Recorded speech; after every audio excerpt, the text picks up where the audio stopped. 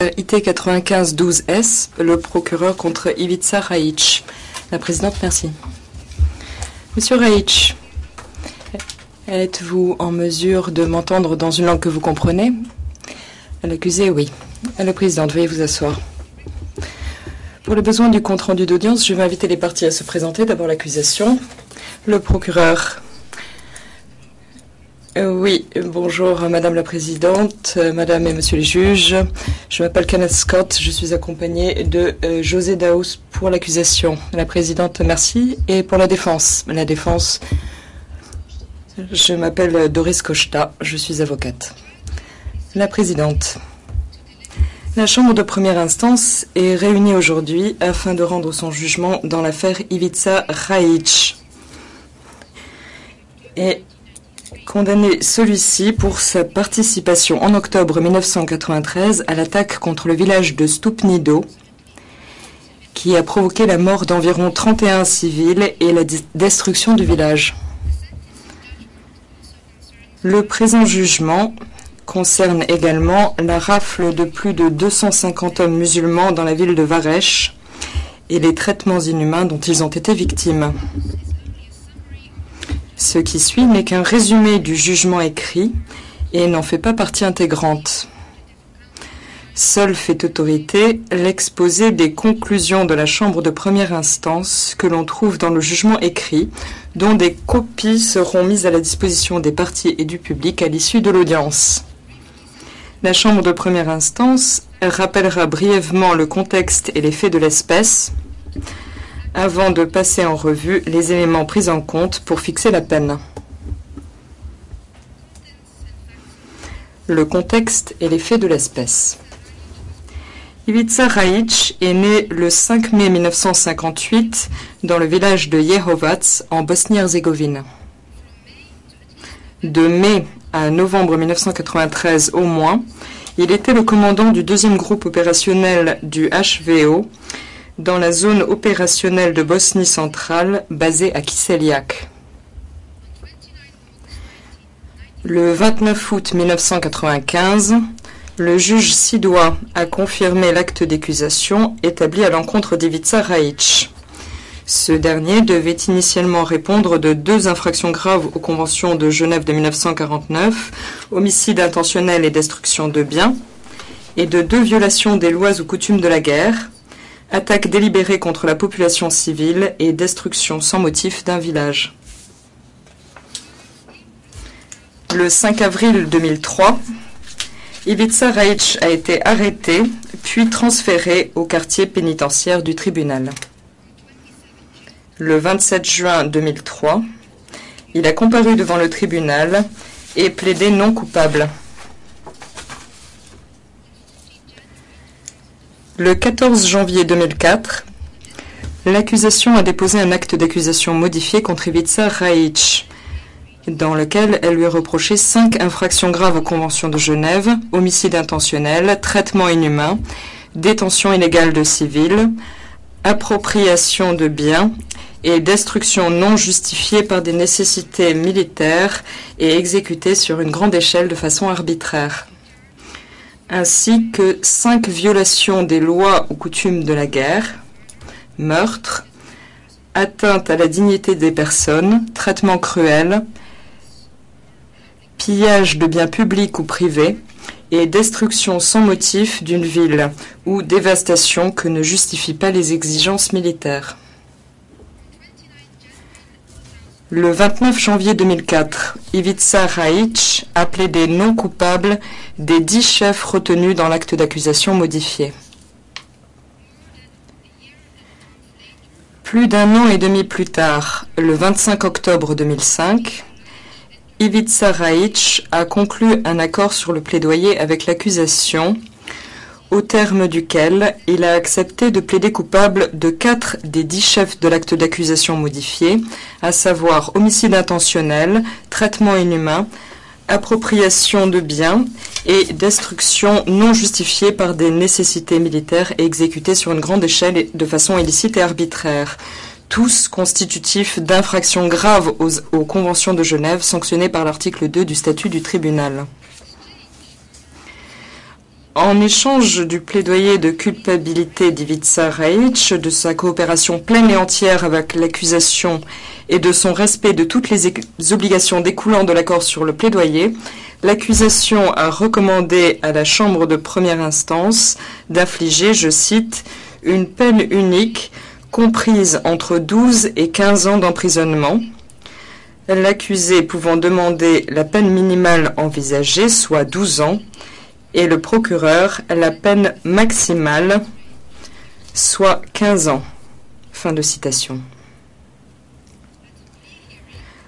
Lors de l'audience consacrée au plaidoyer, tenue le 26 octobre 2005, Ivica Raić a plaidé coupable des 4 chefs d'accusation susmentionnés. La Chambre de première instance a accepté ce plaidoyer de culpabilité après s'être assuré qu'il avait été fait délibérément, en connaissance de cause, qu'il n'était pas équivoque et qu'il existait des éléments suffisants pour déclarer l'accusé coupable.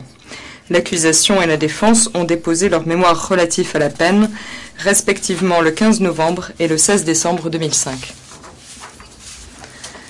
Le 16 novembre 2005, la Chambre de première instance a rendu une décision par laquelle elle précisait qu'Ivica Raić avait été déclaré coupable en application de l'article 7.1 du statut seulement et qu'il n'était donc pas tenu responsable au regard de l'article 7.3. L'audience consacrée à la fixation de la peine a eu lieu le 7 avril 2006. L'accusation et la défense ont exposé leurs arguments concernant les éléments à prendre en compte par la Chambre de première instance pour déterminer la peine. Ivica Raić a également fait une déclaration décrivant le contexte plus large dans lequel les crimes avaient été commis et a présenté ses excuses aux victimes. La Chambre de première instance va maintenant résumer les faits qui permettent de déclarer Ivica Raić coupable, lesquels sont décrits dans l'exposé des faits joint à l'accord sur le plaidoyer.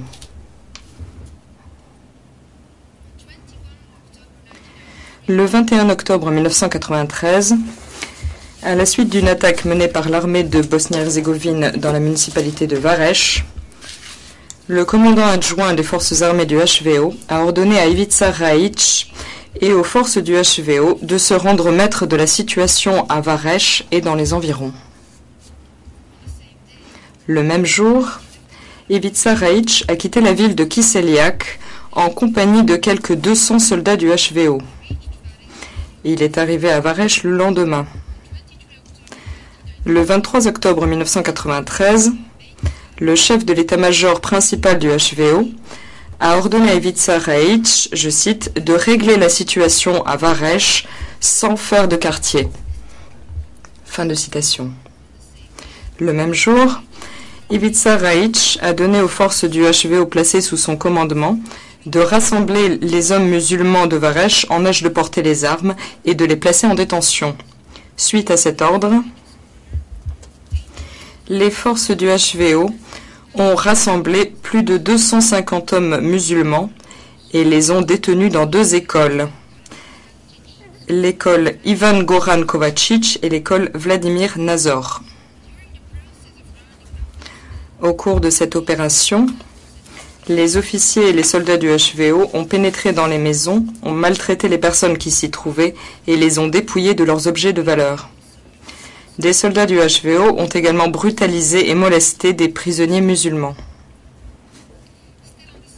Ce jour-là encore, des soldats du HVO placés sous le commandement d'Ivica Raić ont attaqué le village de Stupnido.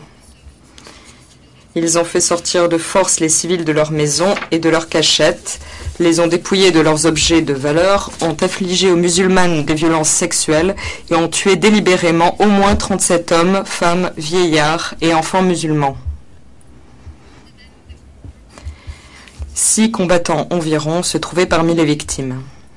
Les 23 et 24 octobre 1993, presque tout le village a été détruit.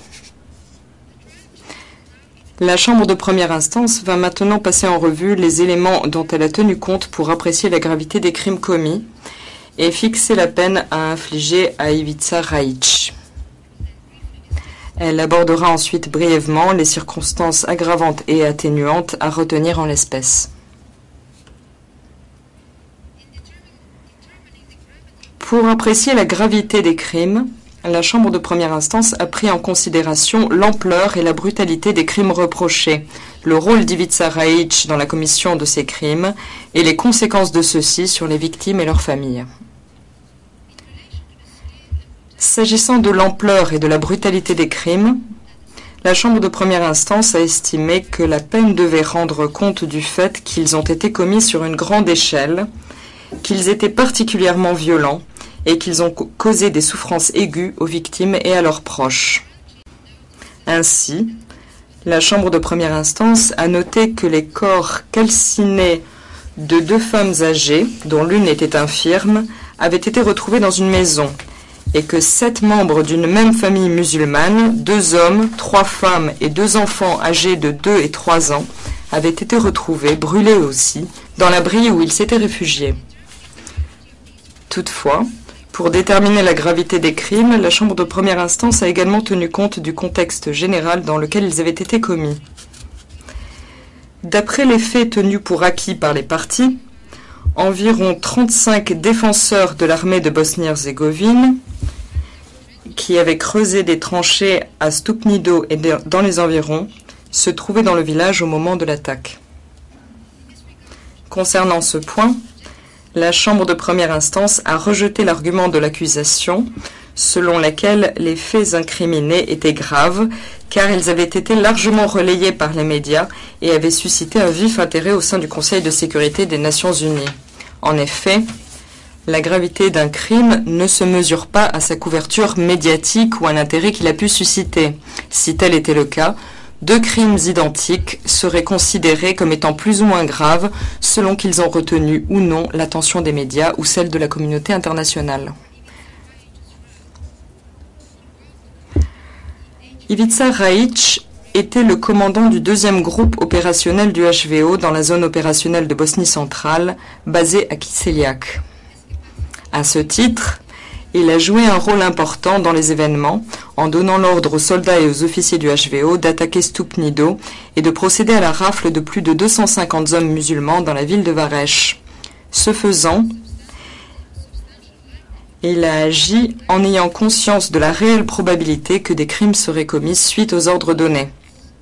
D'après les faits tenus pour acquis par les parties, Ivica Raić savait en effet que les soldats en question avaient précédemment commis des crimes graves contre des musulmans de Bosnie, notamment des meurtres, des viols, des destructions de biens, des arrestations arbitraires et des agressions.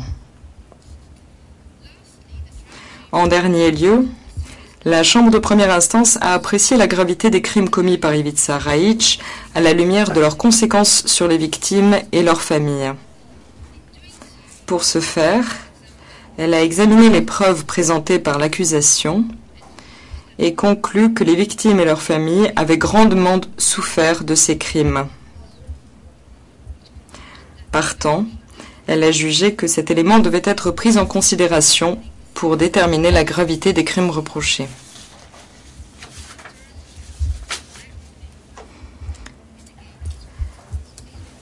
S'agissant des circonstances aggravantes et atténuantes, la Chambre de première instance a examiné les 4 circonstances aggravantes mises en avant par l'accusation, à savoir l'autorité exercée par Ivica Raić en sa qualité de supérieur hiérarchique, les conséquences de ces crimes pour des victimes particulièrement vulnérables, sa participation à une opération de dissimulation des crimes, et le fait qu'il a cherché à se soustraire à la justice pendant presque 8 ans.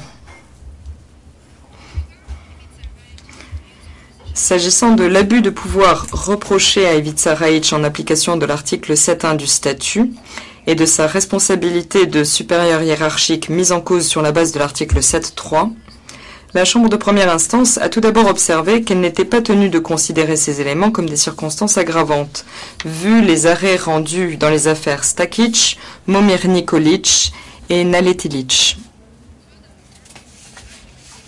Dans le droit fil de cette jurisprudence, la Chambre de première instance a estimé qu'en l'espèce, l'abus de pouvoir reproché à Ivica Raić et sa responsabilité de supérieur hiérarchique ne sauraient être retenus comme des circonstances aggravantes, puisque ces éléments avaient déjà été pris en compte pour apprécier la gravité des crimes.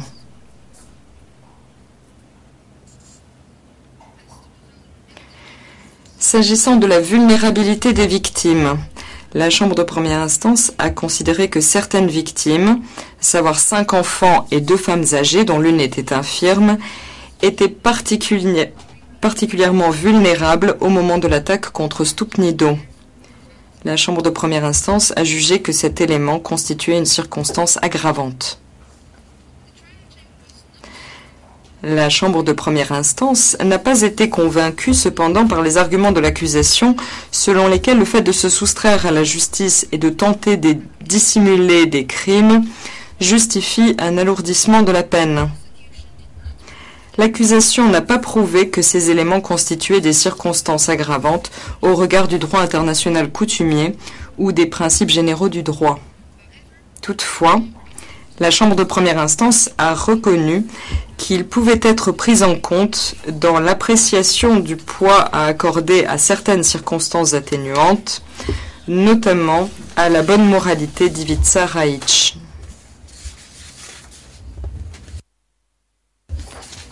La Chambre de première instance a également examiné 4 circonstances atténuantes invoquées par la défense et l'accusation, à savoir le plaidoyer de culpabilité d'Ivica Raïch, les remords qu'il a exprimés, sa coopération avec l'accusation et sa situation personnelle.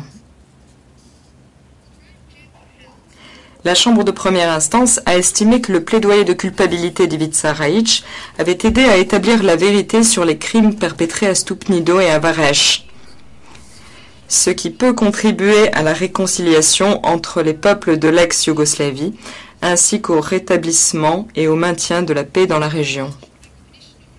En reconnaissant sa responsabilité dans les faits incriminés, Ivica Raïch a par ailleurs permis au tribunal de faire l'économie d'un long procès et de ménager ses ressources. La Chambre de première instance a donc considéré le plaidoyer de culpabilité d'Ivica Raïch comme une circonstance atténuante.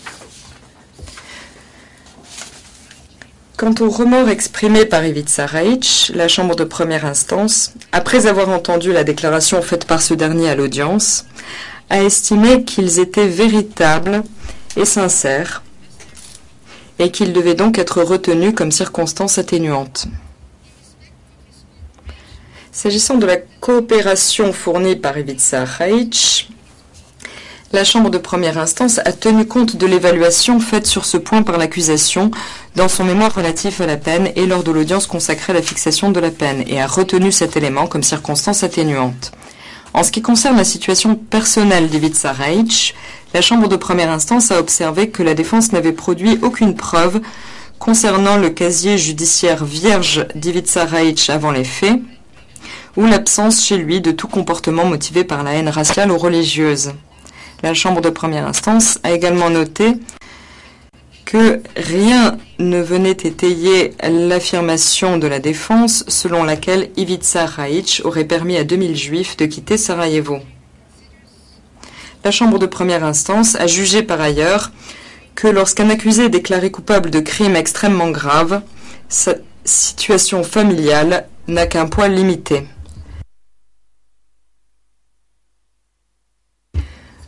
Enfin, en conformité avec le statut et le règlement, la Chambre de première instance a tenu compte de la grille générale des peines appliquée par les tribunaux de l'ex-Yougoslavie. Monsieur Raïch, veuillez vous lever.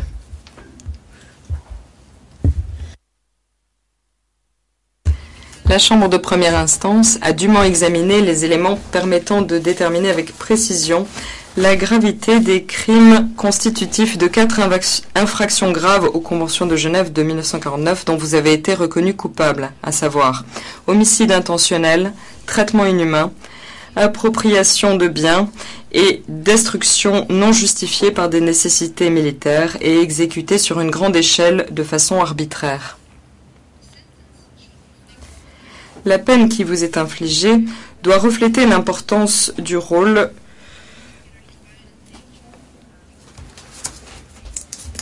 Le fait que les crimes ont été commis sur une grande échelle était particulièrement violent et ont causé de grandes souffrances aux victimes et à leurs proches. Cette peine doit également refléter l'importance du rôle que vous avez joué dans les événements en cause lorsque, suite aux ordres donnés par vos propres supérieurs hiérarchiques, Vous avez planifié et ordonné les attaques, puis ordonné la rafle de civils musulmans, en ayant conscience de la réelle probabilité que des crimes seraient commis suite aux ordres que vous aviez donnés. La Chambre de première instance considère comme une circonstance aggravante la vulnérabilité particulière de certaines des victimes. Toutefois, l'autorité que vous exerciez en votre qualité de supérieur hiérarchique n'a pas été retenue comme circonstance aggravante en l'espèce, mais comme un élément inhérent à la gravité des crimes. En outre, la Chambre de première instance a rejeté les arguments avancés par l'accusation, selon lesquels votre tentative de dissimuler les crimes et le fait que vous êtes soustrait à la justice pendant presque 8 ans constituent des circonstances aggravantes. Enfin, la Chambre de première instance a tenu compte des circonstances atténuantes suivantes. Vous avez plaidé coupable avant l'ouverture du procès, vous avez exprimé des remords et vous avez coopéré avec l'accusation. Votre situation personnelle a, elle aussi, été prise en compte.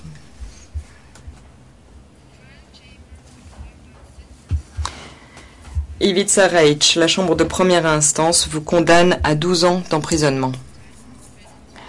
Le temps que vous avez passé en détention préventive, soit 1130 jours, sera déduit de la durée totale de la peine. Vous pouvez vous rasseoir. L'audience est levée. All rise, veuillez vous lever.